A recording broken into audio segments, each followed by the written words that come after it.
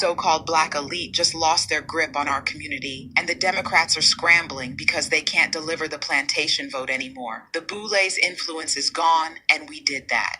Let's talk about something that's been hiding in plain sight for decades, the BOULE. For those who don't know, we're talking about the network of black fraternities, sororities, and their graduate chapters that have positioned themselves as the gatekeepers of black political thought. These are your alphas, your deltas, your AKAs, your kappas, your omegas, the college-educated black folks who decided they were our natural-born leaders simply because they could afford Greek letters and step shows. And honey, their usefulness to the Democratic Party just expired like milk left in the sun. You see, the BOULE has always operated as the middleman between white political power and black communities. They were the translators, the validators, the ones who would take whatever scraps the Democratic Party offered and repackage them as victories for black America. They were the buffer class, educated enough to speak to white politicians, black enough to maintain credibility in our communities, and ambitious enough to sell out both sides when necessary. But here's what they never counted on: black America getting tired of middlemen. The psychological dynamic here is fascinating and deeply rooted in post-slavery trauma. The BOULE represents the house slave mentality dressed up in corporate suits and sorority letters. They genuinely believe that their proximity to white power makes them more valuable, more important, more qualified to speak for the rest of us. Or makes them more valuable, more important, more qualified to speak for the rest of us.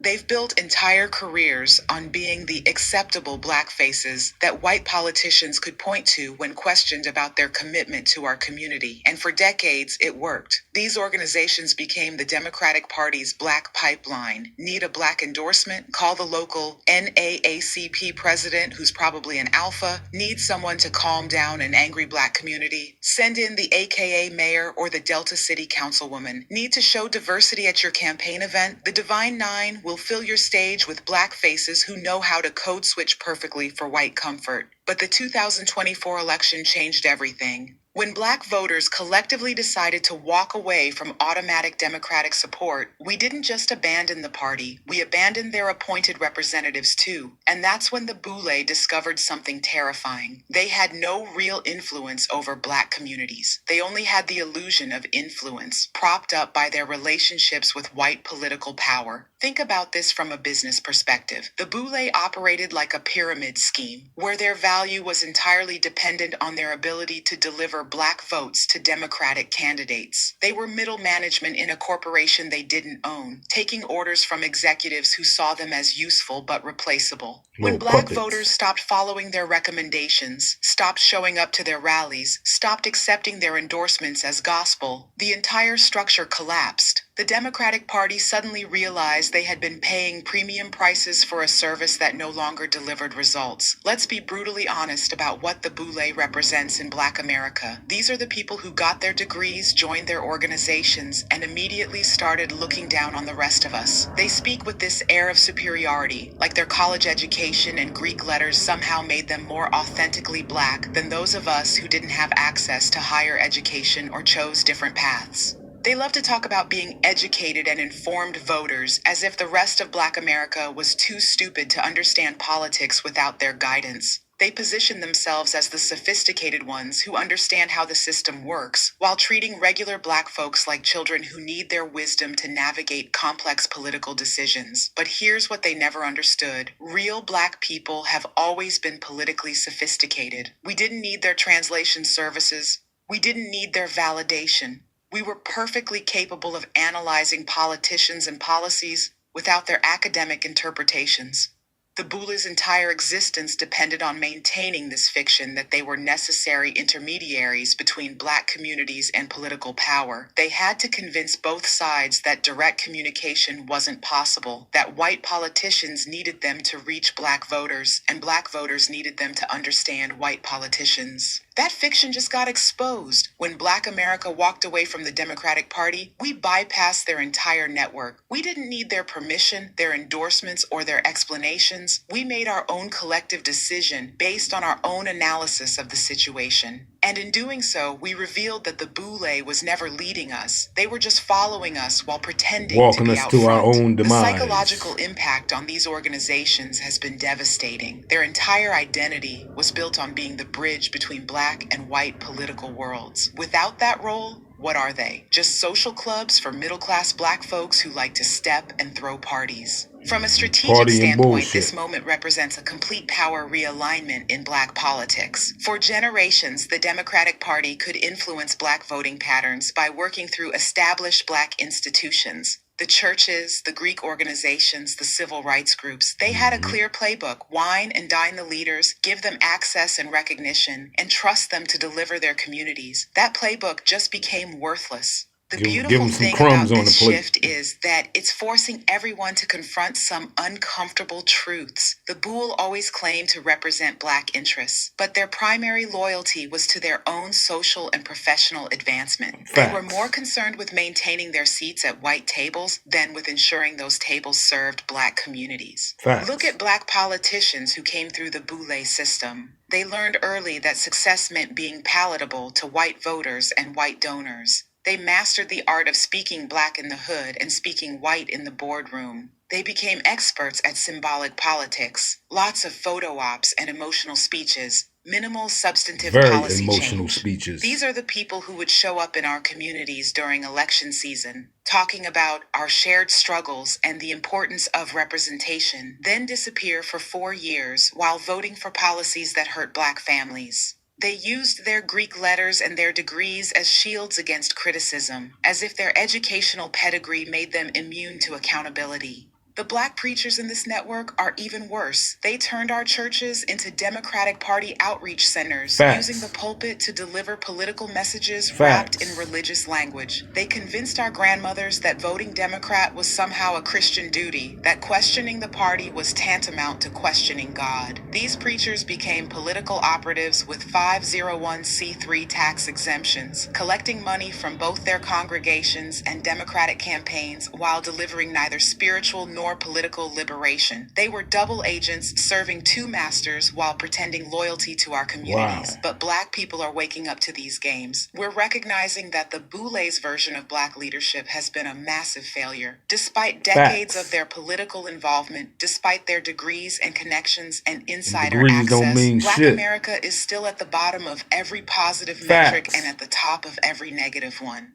They're still at the bottom of every positive metric and at the top of every negative one. Their strategy of working within the system, of being respectable, of playing by white rules has produced exactly what it was designed to produce: a small class of comfortable black elites and a large population of black people still struggling for basic dignity and economic opportunity. The 2024 walkaway exposed this failure in real time. When black voters stopped responding to their calls, stopped attending their rallies, stopped accepting their political guidance, it became clear that the Boule's influence was always more theoretical than real. Democratic operatives are panicking because they invested decades building relationships with these organizations, assuming they Reparations. could They ain't control talked that black voting reparation shit patterns yet, through y'all. institutional channels. They're discovering that black political consciousness doesn't flow through fraternity networks or sorority chapters. It flows through families, neighborhoods, social media, and lived experience. This is what happens when you mistake credentials for credibility, when you confuse access for influence, when you assume that speaking for people is the same as speaking to them. The Boule members are experiencing their own identity crisis right now. Many of them Facts. genuinely believe they were helping Black America by maintaining relationships with white political power. They thought their insider status made them more effective advocates for our communities. But effectiveness is measured by results, not access. And the results speak for themselves. Decades of Boule political leadership have coincided with decades of Black economic stagnation, educational Facts. gaps, criminal justice disparities, and health inequities. Maybe it's time to try something different.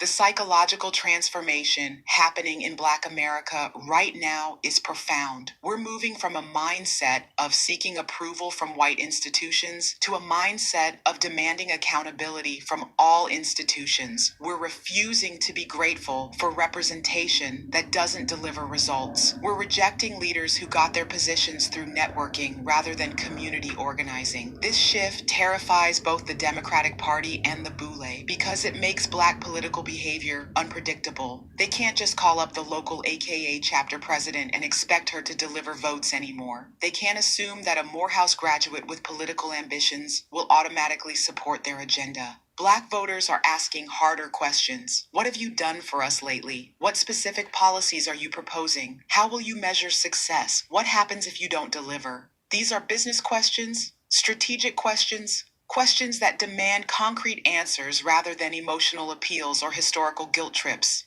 The BOULE's traditional response to Black political dissatisfaction was always the same. We need to work within the system. We need to be patient. We need to build coalitions. We need to be strategic.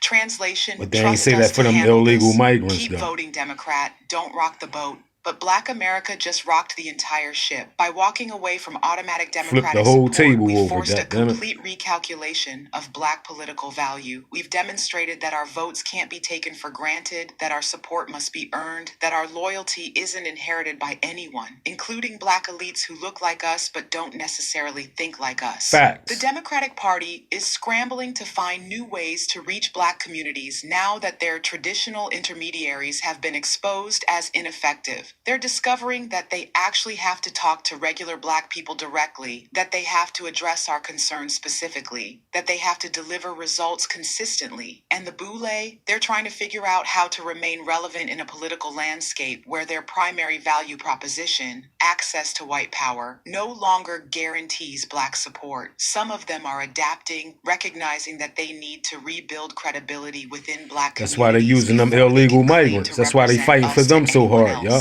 They're learning that leadership must be earned through service, not appointed through networking. Others are doubling down on their superiority complex, blaming Black voters for being uninformed or emotional rather. And that's why they fighting for them illegal migrants so hard, ladies and gentlemen, to replace the Black vote, all right? Than acknowledging their own failures to deliver meaningful change. The smart ones are because they didn't deliver for the African American community at all.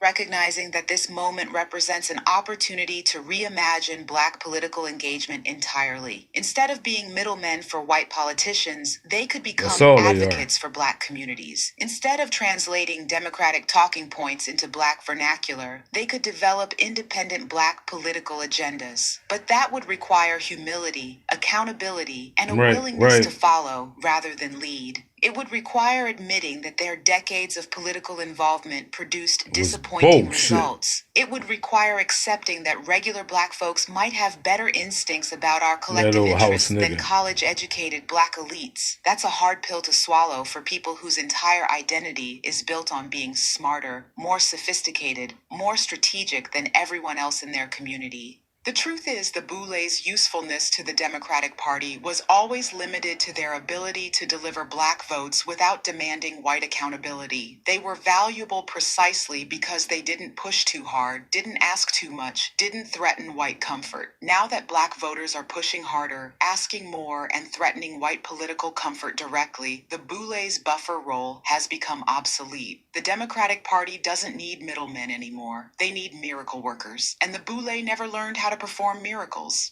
So are the BOULE still useful to the Democratic Party? Only if they can reinvent themselves as authentic Black advocates rather than acceptable Black representatives. Only if they can rebuild trust within Black communities rather than relying on their relationships with white institutions. The old model is dead. The question is whether they're smart enough to build something new, or if they'll just fade into irrelevance while clutching their Greek letters and their graduate degrees. Black America has moved on. The only question is whether our so-called leaders will catch up. Let me begin by thanking my good friend and the chair of the Congressional Black Caucus, Congresswoman Yvette Clarke. This is all the original house niggas, the real life house niggas, the BOULE, that we just seen the video on. These niggas right here. Divine Nine, Black Caucus. What I talked about, ladies and gentlemen. That don't do nothing for their peoples in the community but want your vote. And in return, we get nothing in return but being replaced by illegal migrants. For her continued leadership. Listen to him, and partnership. Let me acknowledge all of the members of the Congressional Black Caucus, including, of course, our immediate past chairs, Congressman Stephen Horsford and Congresswoman Joyce Beatty. So thankful to be present with these distinguished civil rights leaders, leaders of the Divine Nine, Congresswoman Joyce Beatty. So thankful to be present with these distinguished civil rights leaders, leaders of the Divine Nine, as well as faith leaders and faith people leaders, from all throughout the country who are champions of the African American community. They're not champions for us. Champions for them illegal migrants. This God damn it. Country y'all been exposed, niggas. A country of liberty and justice for all.